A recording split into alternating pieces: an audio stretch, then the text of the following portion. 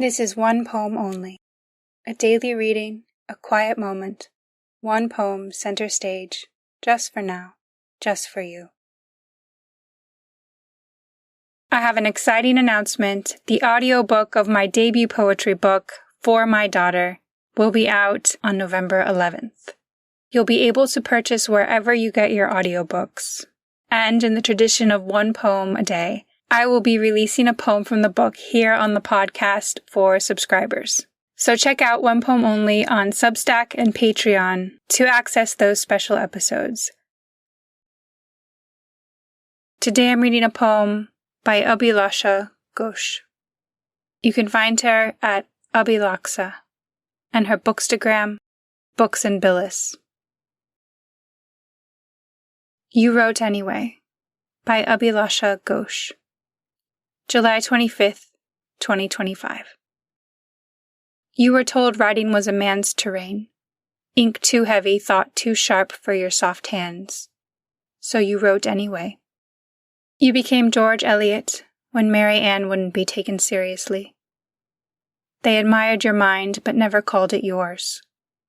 You were the Brontë sisters, singing as Currer, Ellis, and Acton Bell. 3 pens dipped in restraint, writing women with thunder in their hearts. You were ismat chughtai, on trial for obscenity because you dared to speak of women as if we had bodies, and stories, and agency. You were Christine de Pizan, arguing with dead philosophers in the 1400s, building a city of women while the world tried to burn it down. You were savitri by phule, carrying chalk like a sword, spitting in the face of caste and patriarchy, with every lesson you taught a girl. You are Elizabeth Vigée Lebrun, painting and writing through revolutions, surviving exile with a brush and a spine. You were Madame de Staël, banished by Napoleon for being smarter than he could stand. You turned your exile into a library. You were Sor Juana Inés de la Cruz, writing plays and poems in a convent in Mexico, hiding brilliance in lace and Latin. You gave up writing. They said it was your choice. You and I both know it was surrender and silk. You were Marina Tsvetaeva, writing poems that blistered like prophecy, while the Soviet air turned cold around your mouth. You were Anna Akhmatova, smuggling words through iron bars as your lovers and sons disappeared. You were Sylvia Plath, and they romanticized your death before they honored your craft. You left poems like razors on every bathroom tile. You were Virginia Woolf, handing every woman a room of her own, while your own mind became too loud to live inside. You were Octavia Butler, writing the future because the present refused to hold you. You were Nawal el-Saadawi, telling the truth of women's bodies and being cast out for it.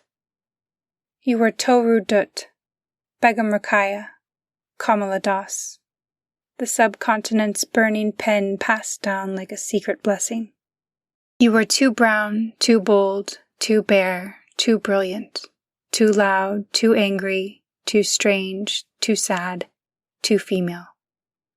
They called you excessive, unladylike, difficult, political, emotional, hysterical.